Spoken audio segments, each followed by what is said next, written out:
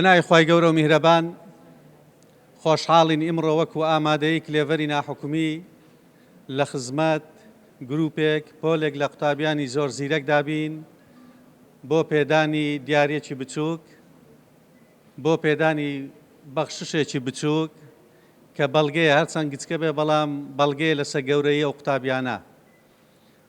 دایکان و باوکانی بەڕێز، قوتابیانی خۆشەویست، قوتابیەکانمان کە لە ئامادەی کلێڤەرن بە تایبەتی ئەوانەی کە ئێستا لێرەن جێگای خۆشحاڵی ئێمەن، جێگای ئەوەن کە چاوەڕێی داهاتووکی بەرزیان لێ بکەین. پێم خۆشە لە خزمەتتان بەر لە پێدانی دیاری باسی یەک دوو خاڵکەین کە ئەوەیە یەکەمیان 2 ساڵە لەسەر یەک ئامادەیەکەمان هەم لە پۆلی 12 و هەم لە پۆلی 9 کە جێگای فەخر و شانازی ئێمەن قوتابیەکان کە بە نمرەی زۆر بەرز دەرچوون و ئیم ساڵیش کە پۆلی 12کانمان ئێستا خەریکی خوێندن و نزیک بوونەوەی ئیمتیحان بە هەمان شێوە کە ساڵی سێمە چاوەڕێی نمرەی زۆر بەرز دەکرێن. جاوانەی ئیم ساڵیش کە بەم کۆنمرێ بەرزە دەرچوون لەوە دڵنیاتان دەکەین بە تەقیمی مامۆستا بەڕێزەکان کە ساڵانە پێشەچی ئێمە تەقیمیان وەردەگرین نمرەی زۆر بەرز دێت، چونکە ئێمە لێروکانە لە کلێڤەر تا پێمان کرابیت لە شێواز و لە کوواڵەتی پرسیارەکان لە پەروەردەکردنی قوتابیەکان دڵنیاین. هەر قوتابیەک لێرە نمرەی بەرزی دەستێنابێت لە پۆلی 10 و 11 بە دڵنیاییەوە لە 12ش بە هەمان شێوەیە بەو مەرجەی سارد نەبێتەوە بەردەوام بێت لە خوێندنی خۆی. تەنها ئەوەندە ئینشاء الله. خاڵی دووەم ئەوەی لەسەر شانی ئێمە بیکەین کە کردومانە و دەیکەین هێنانی باشترینی مامۆستاکانن. هیچ مامۆستایەکمان ناچێتە پۆلی 12 تا لێی 100% دڵنیا نەبین، هەم لە ڕابردووی هەم لە ئاستی قوتابیەکانی پێشووی.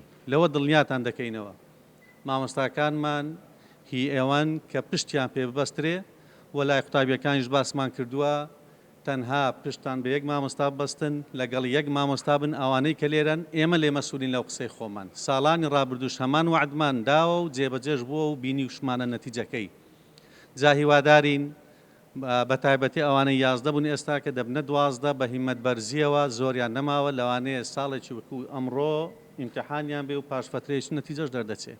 جا دەست دەکەین بە دیاریەکانی پۆلی 11کان.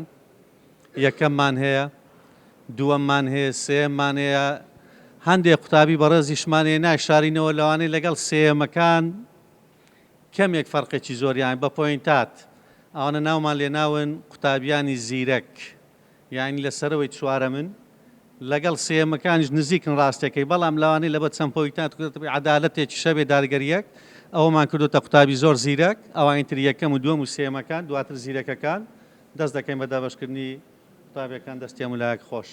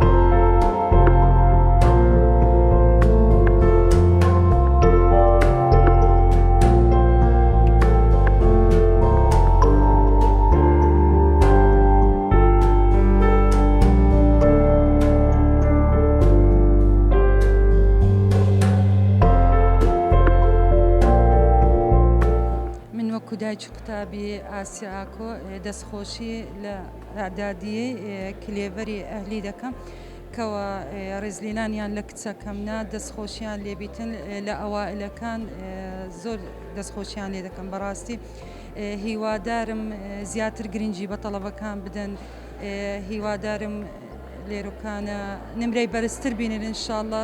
سلام علیکم و قوتابی مام خالدم هیوادارم سەرکەوتنی هەمومان بەردەوام بێت سەرکەوتنی من بە تایبەتی و سەرکەوتنی برادەرەکان میش و قوتابخانەکەمان ئینشاءڵڵا بەرەو پێشی دەڕوا و بۆ ساڵانی داهاتوو دەخشە بێت بە پۆلی 12 لە بۆ من و قوتابیەکانی دیکەش دەستخۆشی لە هەموویان دەکەم. بەنای خۆی گەورەی بەخشندە میهرەبان ئەم قوتابی هاڵەقارەمان شۆقیمە لە ئامادەی کلێڤەری ناحکومی خۆشحالم کە ئەوڕۆ مافمەیە و قوتابێکی ئازبەرز لە قۆناغی دەی بقسام بکەم داوای یەکەم جار بە یارمەتی و فەزلی خوای گەورە دوایش یارمەتی داک و بام و ماندووبوونی خۆم مامۆستا بەزبوونەکانم زۆر سپاسیان. من قوتابێتی من توانیم لە پۆلی دەبم بە پۆلی 11 بە پلەی سێم سوپاس بۆ مامۆستاکان سوپاس بۆ دایک و بابم کە کەشێکی ئارەمیان بۆ دەبی کرد.